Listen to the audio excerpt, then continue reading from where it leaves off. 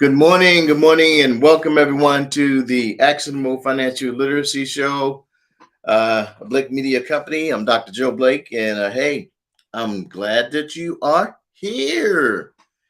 Got some good information for you today, and hope you're enjoying the weather here in Goodyear, Arizona. It is 82 degrees out there, not too bad. It's going to get a little warmer out here, and hey, I tell you what. Um, Arizona is something else. I think this is the first time it's been well, soon we're going to be over above normal temperature since September, and that's kind of crazy that the weather's been so good here for such a while. I mean, normally by now we're like sweltering in the heat and it's pretty warm, but I know it's kind of hot out there right now. My wife is away, and her and my mother-in-law are at an event because my wife, she has her own little business. She does sewing. If you go on the Instagram site, is Corsica 20, and she has like five sewing machines, and she does a whole bunch of little sewing stuff. And I'm gonna go out there and take some video for her. But uh, and she's out at her event now too. But uh, and she does a good job on her things as well. But it's a wonderful day outside. Wonderful day outside, and that's why I live here in Goodyear, Arizona, because the weather is great out here. It's just fabulous. But for today's broadcast, I got some good little insights to wisdom or wealth you choose. Now, what does this has to do with financial literacy? Well, a little bit of everything. That's something is an insight to like my book and how um, we choose to understand uh, financial literacy and wealth as a whole. It's a choice that we need to make, a choice and understanding that we had to follow through with in our learning and our lesson. And uh, it's important that um, as we understand and make that choice, um, we understand and know that it's something um, that it is a choice that we need to make. It is an understanding that we need to have, and kind of understanding the difference between the two of those. And it was funny, not really funny, but it was God dropped that in my spirit, and I said, okay, this is something good. So let me bring up my presentation here so we can kind of get going with it. All right, so here is my keynote presentation here. I always start off. There's my book here. You can go to my website. That's in the information is in the notes section on the and on Facebook. Uh, and there's the book. Let's start with the first all right, side there. All right. So here we are. This is the model, the active financial literacy decision model. We have the knowledge that comes in. We're looking to change our behaviors.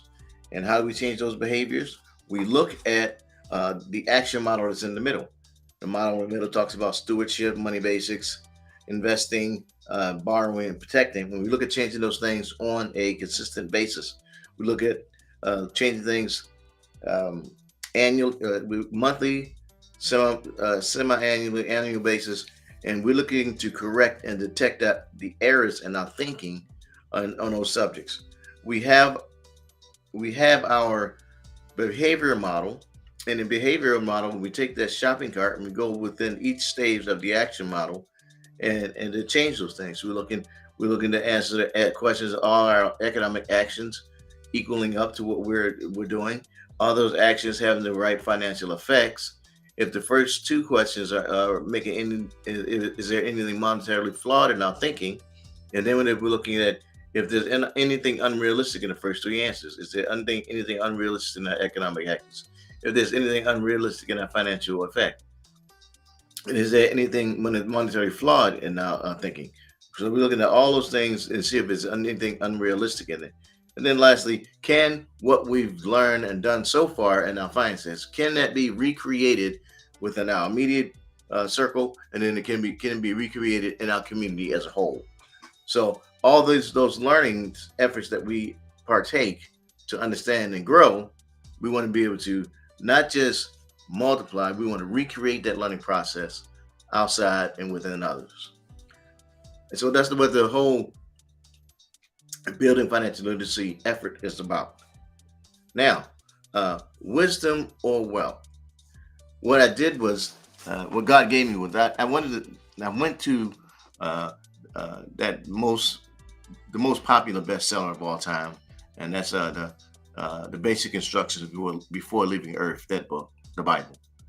And I read a story that dropped in my spirit. It's about this guy named Solomon, and Solomon, he was given a task, and sometimes, when God gives the task, we think on that task. And I know, like when I wrote my book, wrote my dissertation, I was writing about it, and I knew God was giving me something that was kind of big for me. And I was like, I would always, when I would sleep and I would dream, and He would give me words, I would have a book next to my bed at night, and I would write down whatever He gave me, about how I would say it, how I would share, and I put it into my dissertation. So in the book of Kings, First Kings, Solomon was asleep, and God came to Solomon in a dream, and in that dream, uh, God appeared to him, and God asked Solomon, "Hey, what can I give you?" And what can I give you? And because Solomon he was the king of all of Israel, and so, uh, when he appeared to Solomon in his dream, Solomon, said, "Okay, he's here." And he said, "Okay, Lord, well, um, you made me king instead of David my father. But I'm a child now. I'm not sure whether I'm coming or going." And sometimes we feel that way. We don't know if we're coming or going. But now you've given this big job to do, and He's like, "Okay, God, I don't know what I need to get done. I don't know if I'm coming or going." And you give me this great job to do for your people, and there's a lot of them out there. I got this big task to perform, so I don't know what to do for them, Lord. And so Solomon, he says, um, what I need, Lord, is that I need to have an understanding heart. I need to understand the heart of your people.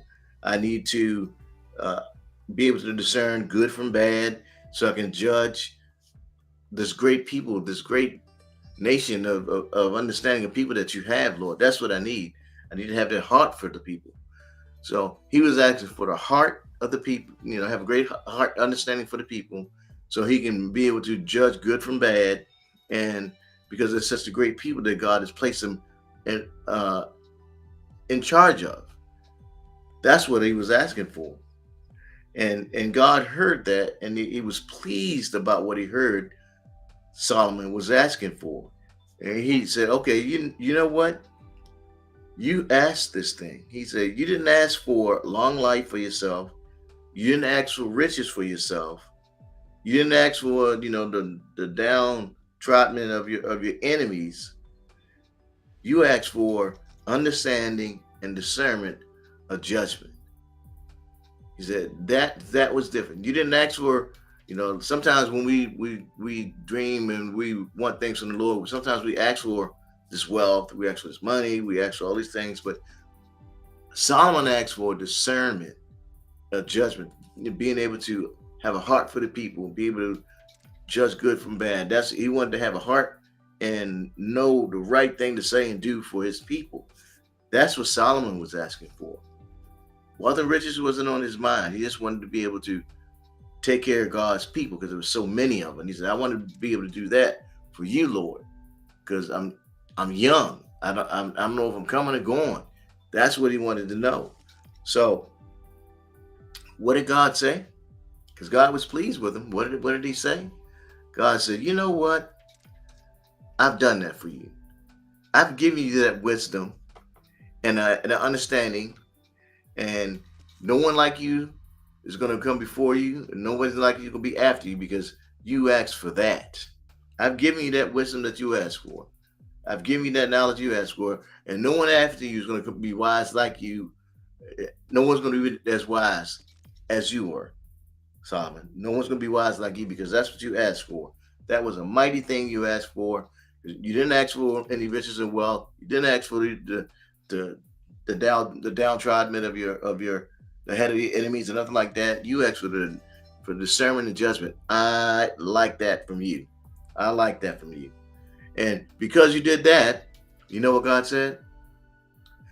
I'll still give you the riches and the honor, even though you didn't ask for it, because I like the fact that you wanted to have the understanding heart, or you want to have that judge, being able to have judge good and bad. I'll still give you the wealth. I'll still give you the honor all the days of your life. There'll be no other king like you because you asked for the purest thing, an understanding heart.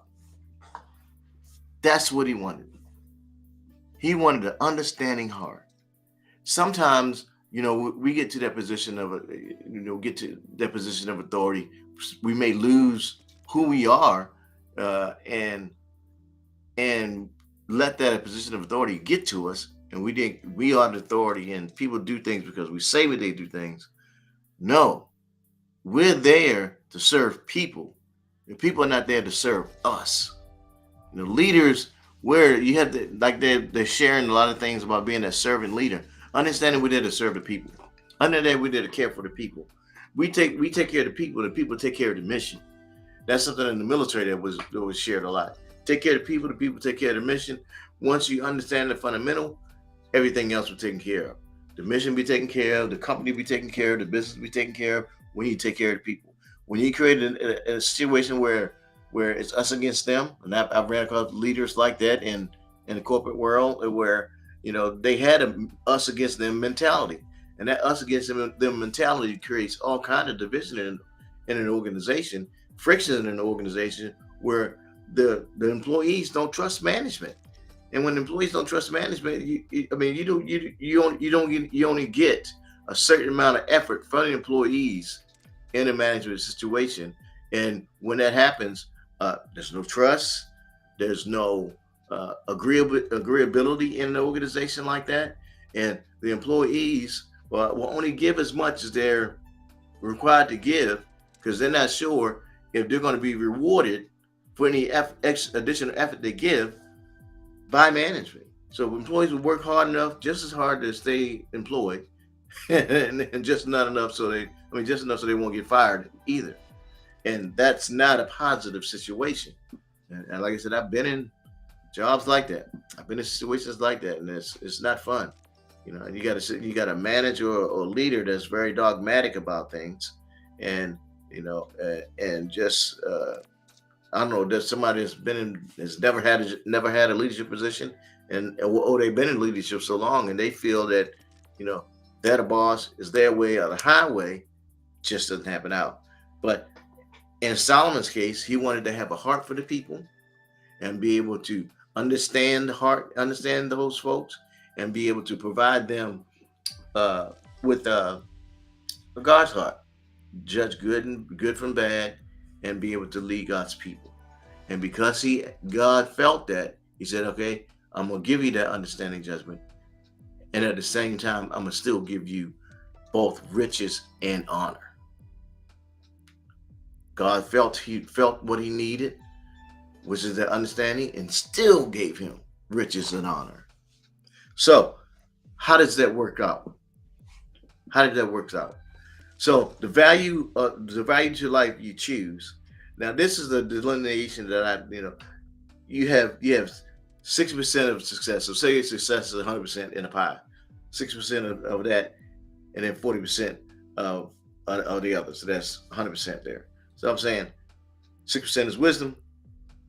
Wisdom, it refers to the using your knowledge, experience to make judgments and decisions, and the other 40% comes from wealth. Wealth, on the other hand, refers to the accumulation of your financial resources and assets. You could give it any other way, but wisdom is the higher amount than wealth, because with wisdom, you can accumulate the wealth. So wealth is should be the higher value of item when you're looking to choose a value in your life. Wisdom could be or should be. All right. So when you look at those two concepts in comparison to one another. While wisdom and wealth are often seen as contrasting concepts, they are not necessarily uh, mutually exclusive. They're both a process. You see one without, you can't see one without the other. So with wisdom, uh, that's when you use your knowledge, you use your experience to make sound judgments and decisions. So you have wisdom, you can make those sound judgments, you make those sound decisions, so others uh, know that you've thought a process through. You have that abilities to do things, and it's going to make sense to the organization, make sense to the people that what you're doing has their best interest in mind. The other thing with wisdom, you have the ability to understand and apply what's moral, what's ethics, and what's practical principles in a life situation. When I was a firefighter, we would, you have someone that's at a fire department, you're facing life and death situations.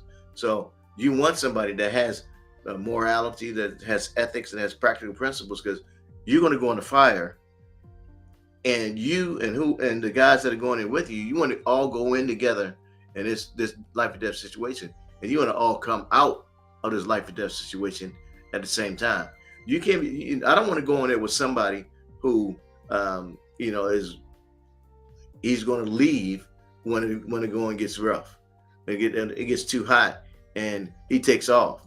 Because if it's three of y'all in there, and then this one guy takes off, you don't know if he made it out by himself. You don't know if he got out. You don't know where he's at. Then that person becomes missing, and he becomes a victim. You got to find him and the other victims in the fire to get him out. So that person becomes a liability. Can't have that. Can't have that. Timeout can't have that. And you can't have a leader who doesn't have the mental capacity to handle it in the fire scene. If that leader's an alcoholic, or he has other issues in his mind, you can't have that. And you have a leader at a fire scene either. You can't have that.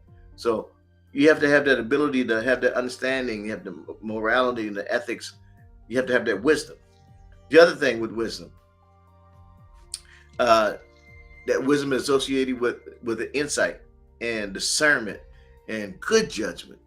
You're in a fire scene, and you have to see a building. Now, some of you may not have. You've heard the backdraft conditions. So if you see a building, and then the whole building is like breathing, that's a sign of a backdraft. You see smoke going underneath the door, the door jam, and you see smoke coming in, being sucked in. That's backdraft. You don't want to. You setting yourself up for something to go boom. You don't want to go into a building like that, because that you can lose your people. And so you got to be able to see insight and discernment and judgment about that.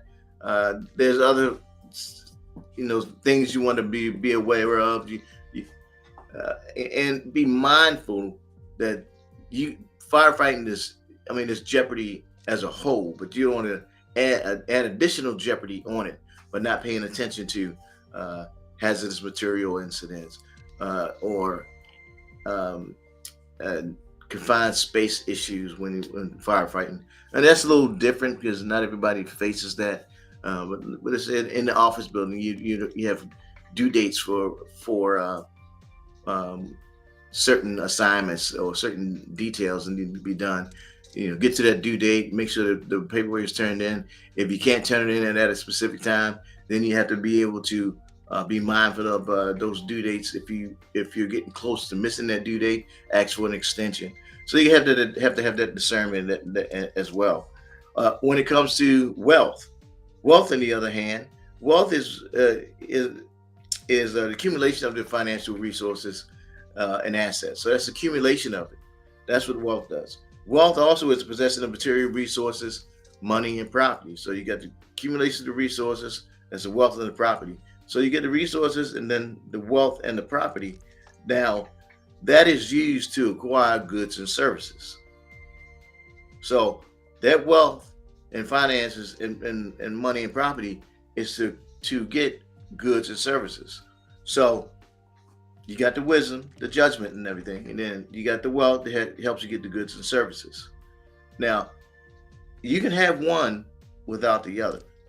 You can have wisdom without wealth, and you can have wealth and have no wisdom, but long term it won't work out. So, how it looks, some may argue that wisdom is more important than wealth regarding personal fulfillment and happiness. So, you can have wisdom and not have wealth, and you can still be happy because near knowledge, wisdom. Just like sometimes you have folks that are in a poor condition and still be happy because they don't have the how can I put it, they don't have to worry about somebody taking their money, stealing their money, or somebody come and get it because they don't have to worry about that side of it. They're good to go. I mean, there's situations like that. So wisdom was more important because they're happy with where they're at. They don't have to worry about it. They're happy go lucky about it. You don't have to worry about it. And then the other side of it, um,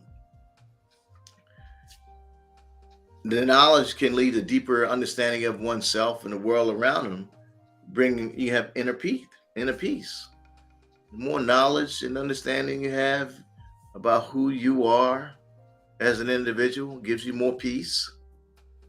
You have more contentment with yourself, knowing what you need, what your wants and your needs are.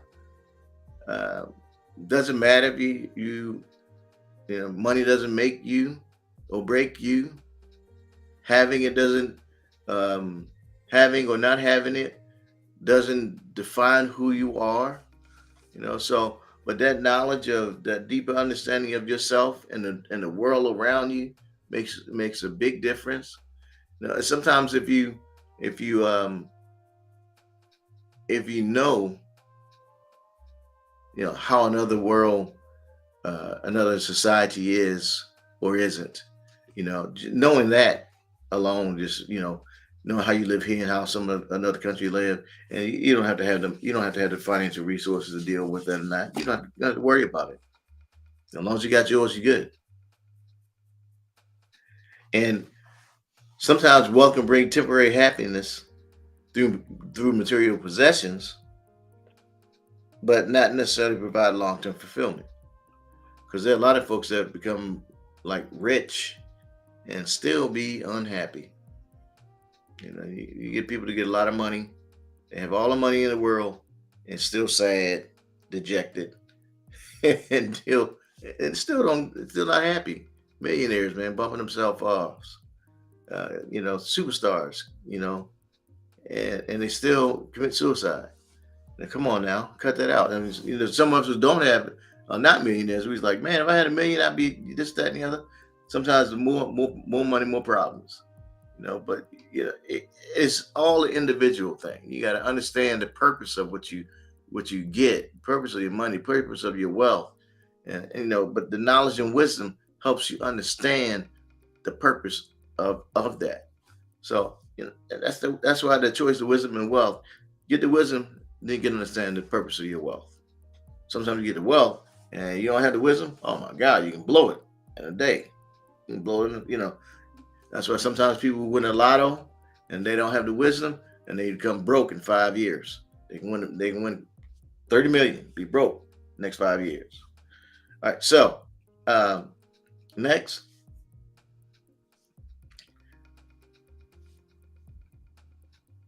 In short, we'll say that you can have wealth without wisdom, but wealth alone may not bring fulfillment and success in your life. Because like you can have the wealth, but you don't have the wisdom, it can be out. You can be out.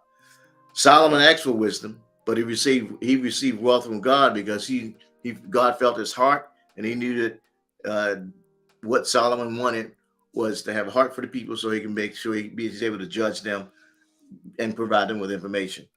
The other thing, it's wise to strive for wealth and wisdom, but if one must choose one or the other, wisdom is undoubtedly more valuable and rewarding because you have the wisdom, you know the right thing to do with the wealth that you do have. So this is a complex matter of life, but ultimately you, the individual, make that lasting choice. So with that, this is uh, this chart that I always share. This shows uh, the mountain chart. You can plant your seed, gives it the time, and then you reap the harvest. That's what saving is all about. It's not a one day, one night, one year thing. You plant your seed, and over time you reap that harvest. This is the model again. Knowledge that comes in. That's that wisdom that comes in. You want to change your behaviors that you have. In the middle, we have the action model, which is the basics, money basics, investing, borrowing, protecting, and the stewardship. We change that on a monthly, semi-annual, annually basis. We have our behavior models in there as well. We take the shopping cart through each stage of the shopping model. These are the references that I use to make the presentation. And then there's ways to get a hold of me. The website, Zoom meeting, my book. You can go to my website and get the book there. And my personal model that I follow is follow one course until successful. I've been an investment advisor for 29 years. Um, uh, Wrote my book in 2019. There's also 3 other books that I've become a part international. Those are international bestsellers that I wrote, and then Art of Connection. I have an article that's coming out in May as well. I'll send that out so everyone get a chance to read that article also. And that's yeah, and that's the presentation for today.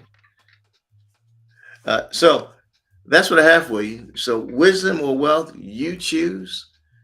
Uh, from but the example I gave in the Bible, God says choose wisdom first, and wisdom is the principal thing, and you'll be able to gain a knowledge from once you get the wisdom, that wealth comes along, and you know the right thing to do with everything from that point. All right. So again, this has been Dr. Joe with the Actionable Financial Literacy Center, and we look forward to seeing you next week. Same place, same channel. Great information. See you then.